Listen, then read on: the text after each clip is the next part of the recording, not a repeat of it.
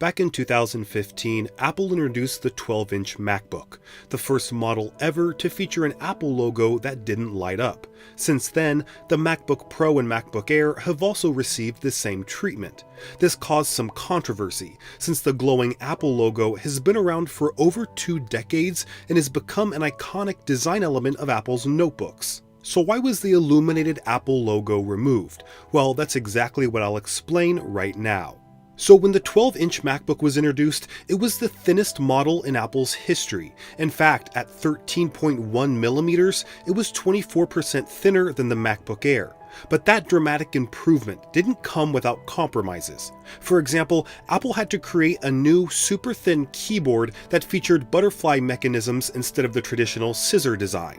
They claimed the new keyboard was an improvement, but that didn't turn out to be the case. It was extremely faulty and resulted in a class action lawsuit, with Apple eventually reverting back to the scissor keyboards. But another compromise of the 12-inch MacBook was the non-illuminated Apple logo. Since the display was so thin, 2 problems arose. First, if there was a strong enough light source behind the display, you could actually see a subtle hotspot in the center of the screen, since the glowing Apple logo was a transparent cutout that allowed the display's backlight to shine through, but also allowed external light to enter. This meant using the MacBook outside could cause color inaccuracies on the display.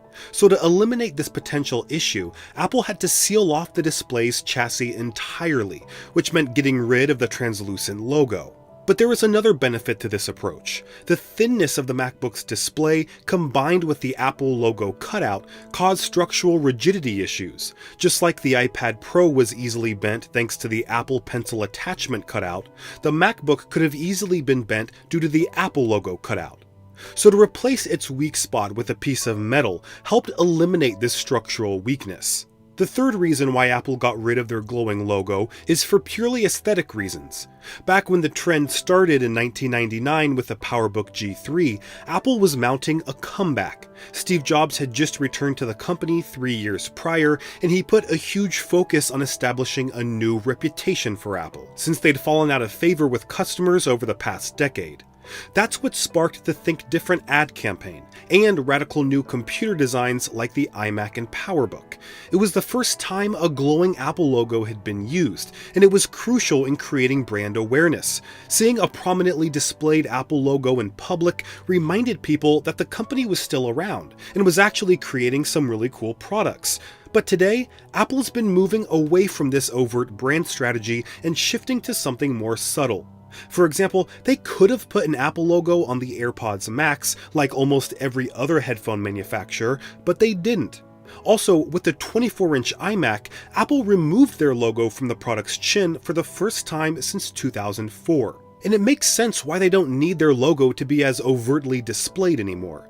Apple isn't struggling to garner attention or win customers from other brands. They're by far the biggest and most recognizable tech company in the world, with almost every product they create dominating their respective market. Apple's also been unifying their product design in recent years, and since the iPad, iPhone, and Mac desktops all have non-illuminated Apple logos, it made sense to carry that design language through to the MacBook line.